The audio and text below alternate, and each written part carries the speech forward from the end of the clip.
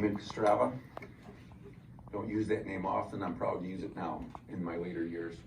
I go by Randy. I've gone by Randy my whole life. I guess they didn't want to call me Junior or Bud or Skip, but I was named after my dad, and I'm proud to have that name now, more than ever. So when you stand up to say a few words about your mom,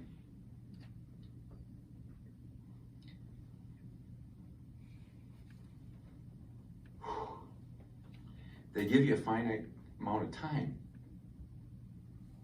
It can't be done. It's impossible to do it. So in thinking about this, I came up with about 3,000 points that I could raise tonight that were all true statements about my mom, and then I boiled it down to 300. I thought that's too much. We don't have time. So I've got it to 3. These aren't everything, but they are the ones that I think are probably the most important. And I'm going to give you them right off the bat, as any good speaker should, just tell you where he's going with this. The first is do the job right. The second is unconditional love. And the third is priorities. As to do the job right, my mom struck a balance in her life of being a loving and kind, gracious, but firm person. When it came to chores around the house, you better do the job right. There was nothing done, what my mom would say, half-assed. And if it wasn't done with some level of precision, you were going to get told to do it again. Now with our studies, there were expectations that her and my dad had of us in our studies, and those expectations were to always give your best. And if you came up a little short, the question was always asked, did you do your best?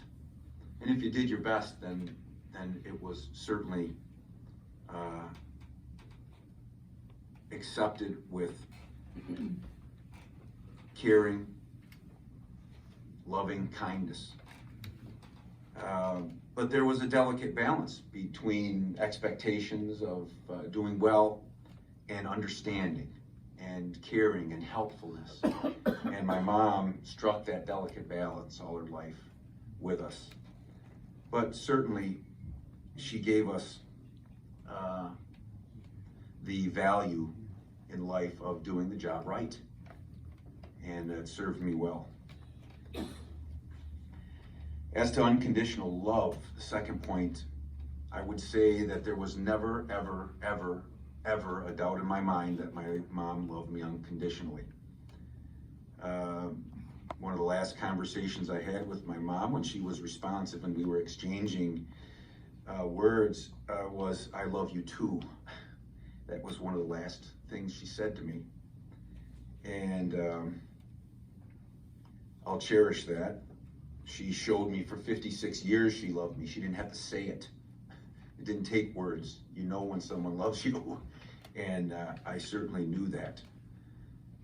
She loved me even when I was acting like a butt. It just is what it is. You got to call it the way it is, and I am. She loved through the tough times. She loved even when there was a need for correction. Even when there was you don't deserve much love, I'm going to love you anyway. And there were times that she did need to correct me, and that was necessary. But there was never, ever, ever a doubt in my mind that my mom loved me unconditionally. And for that, I am grateful. And as to priorities, this is the most important thing that I think I can say tonight. It's this. And my mom had a lot of great qualities, and she taught us many good things. She taught the value of honesty and the value of hard work, as I've talked about, and the value of integrity, and many, many others. But one of the greatest gifts that she taught me was to get your priorities right in life. And this came at a time in my life when I needed some correction as a teenager. And again, it was repeated in my adult years, but it was this, that you put God first, you put your family second, and your job third, and everything else is fourth. And that everything else gets taken care of if you keep those priorities right. And what a truthful statement.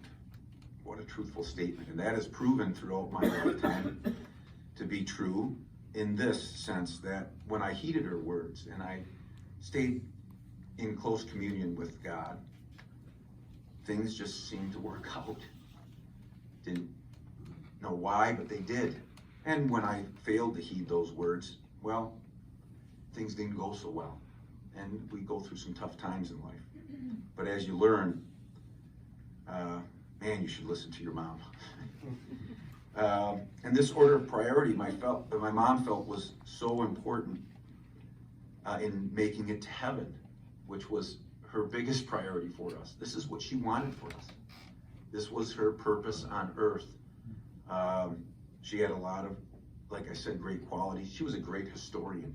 My mom could get into granular detail about what happened in 1948 with family and friends. I can't remember what happened yesterday. She would be able to tell a story. She was a great historian. But above anything else, she wanted to see her kids and grandkids make it to heaven. And so she just was steadfast in telling us to keep these priorities right. And over the last several weeks, you know, you deal with a whole host of emotions. You know, a little sadness, and it's in some sense a selfish sadness because she's not here with us, and I won't be able to share conversations with her ever again.